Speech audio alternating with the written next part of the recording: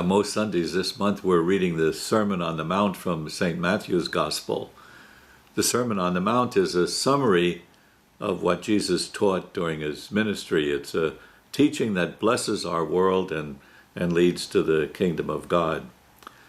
In last week's Gospel, Jesus said he came not to abolish the law or the prophets, but to uphold the smallest letter or the smallest part of the letter of the law.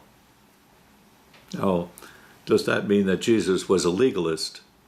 Was he only interested in laws? No. He said that commandments are more important than laws. They're based on the two great commandments, love of God, love of neighbor. So love is more than living by laws. It has many applications. So, for example, he said the commandment, "You shall not kill." It means more than observing a law against murder. You can hurt somebody by the words you say, or by disrespect, or by hateful thoughts. So Jesus says that you shall not kill isn't limited to murder. Today's gospel seems to continue Jesus' reflection on the commandment, you shall not kill. Jesus lived in a very violent society, remember. From top to bottom, his world believed in the principle, might makes right. The Roman Empire was built on that principle. Its armies were brutal machines that crushed anyone standing in their way. People like Herod, Rome's agent in Palestine in Jesus' day, believed in that principle. Look at the way he dealt with John the Baptist. That principle led to the way people were punished in Jesus' day. Look at how Jesus himself suffered and died under Pontius Pilate. So Jesus lived in a violent society that believed that might makes right. But violence creates more violence. That's why Jesus emphasizes forgiveness. They say an eye for an eye, a tooth for a tooth. They say love your neighbor, hate your enemy. These are not good ways to live, Jesus says. Don't spend your life getting revenge, getting even with someone. Don't spend your life mad at people. Don't divide the world between those who you like and those whom you don't. Forgive. Be merciful. You know, about a month ago, a New York policeman, Stephen McDonald, was buried at St. Patrick's Cathedral. Thousands of people attended the Mass.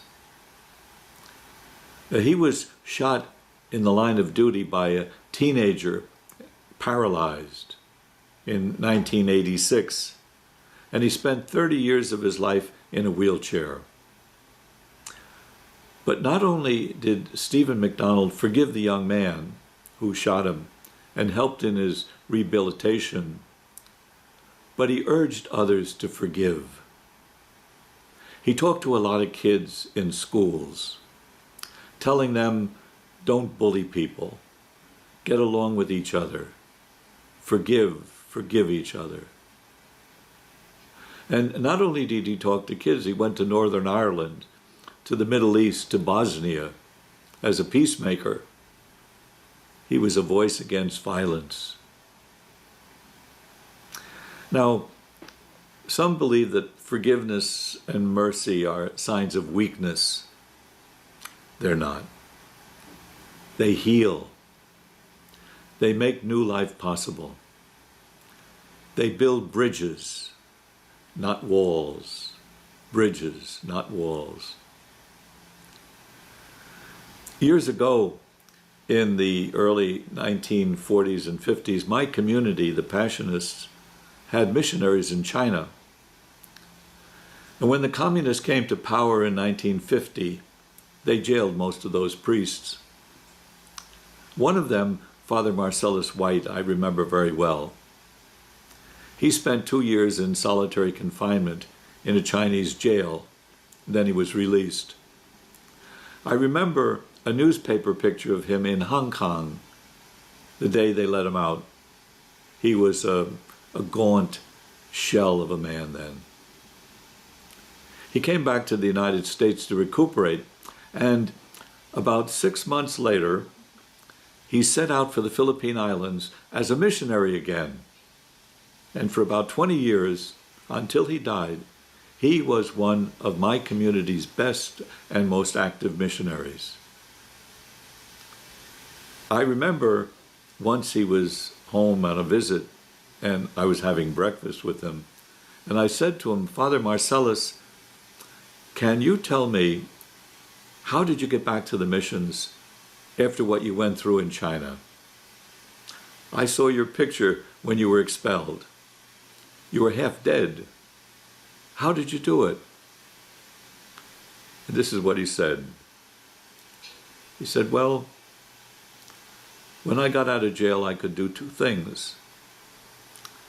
I could remember everything they did to me, and they did terrible things to me. Or I could go out and do something else.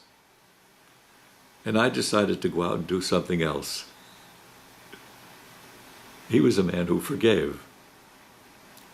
He didn't become bitter or look for revenge. He decided to go and do something else. He still loved the Chinese people. And in fact, every opportunity he got, he went back to China and urged the people he left to forgive and to build a new relationship with those who persecuted them. Now that's the kind of forgiveness and mercy we need today. There's a hardness, a fearfulness that seems to be growing in our world today. Might makes right seems to be a principle that's guiding us more and more from top to bottom. The teachings of Jesus are still a light to guide us all. They're based on the law of love. They still lead to the kingdom of God.